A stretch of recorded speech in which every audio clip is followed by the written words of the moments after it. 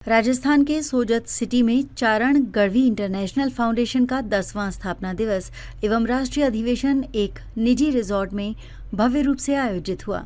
इस मौके पर सोजत विधायक शोभा चौहान, पूर्व कैबिनेट मंत्री लक्ष्मी नारायण दवे, जुगल किशोर निकुम सहित देश भर से आए चारण समाज के पदाधिकारी, समाज बंधु व जनप्रतिनिधियों की गरिमामयी उपस्थिति रही। ग्लोबल अध्यक्ष अनूप सिंह लखावत के नेतृत्व में लखावत परिवार की ओर से 151 किलो के फूलों के हार से सभी मंचासीन अतिथियों का स्वागत किया गया। कार्यक्रम में समाज के उत्थान, शिक्षा, संस्कृति और एकता को लेकर कई अहम निर्णय लिए गए। चारण गढ़वी इंटरनेशनल फाउंडेशन ने बीते 10 वर्षों में समाज सेवा की जो मिसाल कायम की है, उस पर वक्ताओं ने प्रकाश डाला और भविष्य की योजनाओं पर भी चर्चा की।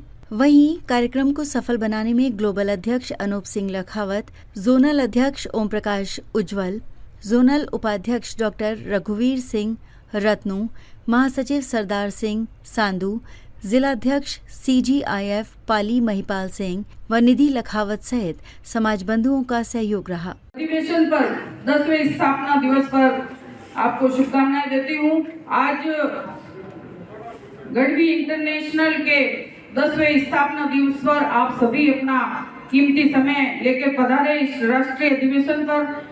इसमें समाज के सभी बंधुओं को मैं मेहंदी नगरी सोजत में आपका हार्दिक अभिनंदन करती हूँ।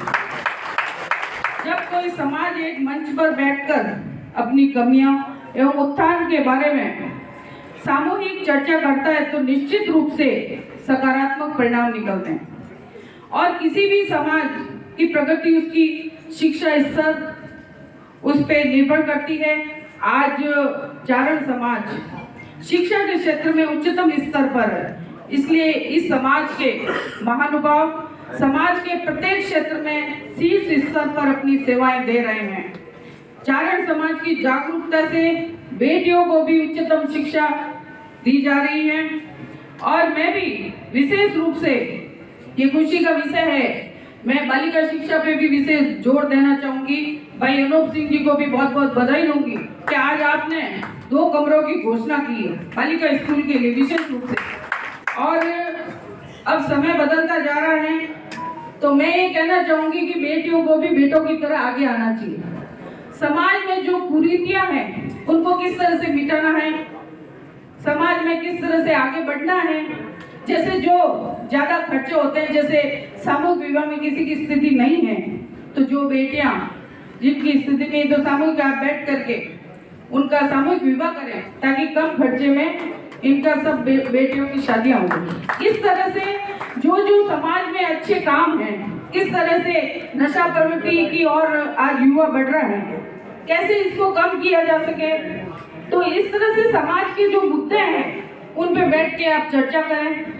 आज का ये मैं आपको कहना चाहूंगी कि आप सभी भी आपके समाज के काफी IAS भी है, राजनीतिक क्षेत्र में भी है, विभिन्न क्षेत्र में है, कोई अपने जैसे व्यवसायी भी हैं, तो अलग अलग क्षेत्र में आप सभी अलग अलग कार्य करते हैं, लेकिन अपने समाज के लिए एक मंच पर आप इकट्ठा होकर के इस तरह के समाज में जो अच्छे काम करने हैं, जो बेटों को भी आप तैयार करें। तो शिक्षा के क्षेत्र में शिक्षा का स्तर अगर गिरता जा रहा है तो उसको किस तरह से ऊपर आगे आना चाहिए, युवाओं को आप तैयार करें कि आप प्रशासनिक क्षेत्र में आगे बढ़ें।